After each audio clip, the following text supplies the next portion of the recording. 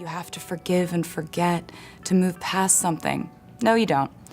You don't have to forgive and you don't have to forget to move on. You can move on without any of those things happening. Taylor Swift is one of the biggest names in music, but behind the fame lies a history of epic feuds. From on-stage interruptions to battles over her music, we're diving into the stories of everyone who has ever crossed paths with Taylor and where those relationships stand today. In this video, we'll take a closer look at the most famous feuds involving Taylor Swift, exploring what happened back then and how things have changed over the years. Some of these rivalries have turned into friendships, while others remain unresolved. Let's get into the drama, the reconciliation, and everything in between. Why does this matter? Taylor Swift isn't just a musician, she's a cultural phenomenon. Her feuds have shaped not only her career, but also the landscape of pop culture. Understanding these relationships gives us a deeper insight into the person behind the music and the industry she's helped transform.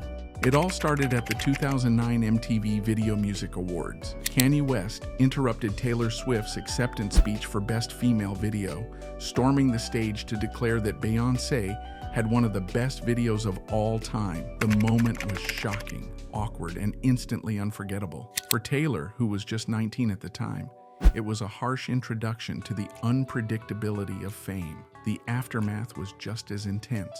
While many rushed to Taylor's defense, including Beyoncé herself, who invited Taylor back on stage later that night, the incident sparked years of tension. Taylor responded to the ordeal with her song Innocent, performed at the 2010 VMAs, addressing the situation in a way only she could through her music. But the piece was short-lived. In 2016, Kanye reignited the feud with his controversial song Famous, where he claimed he made that B***. The situation escalated further when Kim Kardashian released a recording of a phone call between Kanye and Taylor, sparking a debate over who was telling the truth. Fast forward to today, and it seems that Taylor and Kanye have chosen to distance themselves from each other entirely. No more public interactions, no more jabs and songs, just silence. Next up is Taylor's feud with Katy Perry, which unfolded over several years and was rooted in rumors of stolen backup dancers. The tension between the two pop stars reportedly began in 2012 when a group of dancers left Taylor's tour to join Katy's. What followed was a series of subtle jabs in the media and in their music. Taylor's 2014 hit Bad Blood was widely believed to be about Katy, adding fuel to the fire. Katy responded with her own comments in interviews, but the feud never escalated into the kind of public blowout we saw with Kanye. Instead, it simmered in the background, with fans and media speculating on every move. The turning point came in 2018 when Katy sent Taylor an olive branch, literally along with a note apologizing for their past conflicts. Taylor shared the gesture on social media, signaling to the world that their feud was over. The two even appeared together in Taylor's You Need to Calm Down music video, confirming their reconciliation. Today, their relationship seems to be one of mutual respect and support, a rare example of a pop culture feud that ended on a positive note.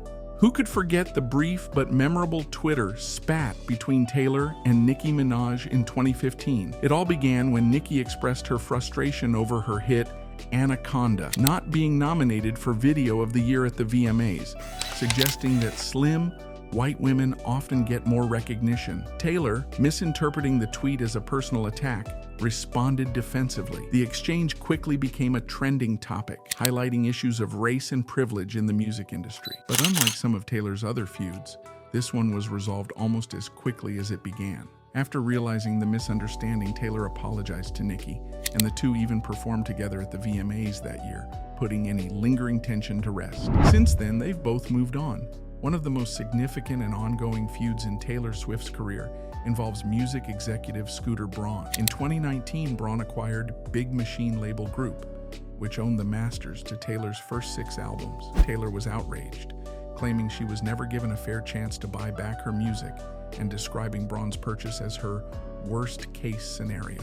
This feud goes beyond personal disagreements and touches on broader issues of artist rights and ownership in the music industry. Taylor responded by announcing her plan to re-record her old albums, giving her control over her music's future. This move has been both a commercial success and a symbolic victory for artists fighting for ownership of their work. While Taylor continues to release Taylor's version albums, effectively reclaiming her legacy, the feud with Braun remains unresolved. It's a battle that has reshaped the conversation around music ownership and artist rights, with Taylor leading the charge. Then there's the saga with John Mayer, one of Taylor's more serious and emotionally charged feuds. After a brief relationship, Taylor released the song Dear John, which many interpreted as a scathing critique of Mayer and their time together. The song's lyrics, which touch on feelings of betrayal and emotional manipulation, left little doubt about who it was directed at. John Mayer wasn't happy with the song, calling it cheap songwriting in an interview. Unlike some of Taylor's other feuds, this one has never been publicly resolved. Thanks for watching, and don't forget to like, subscribe, and comment on your favorite Taylor Swift moment.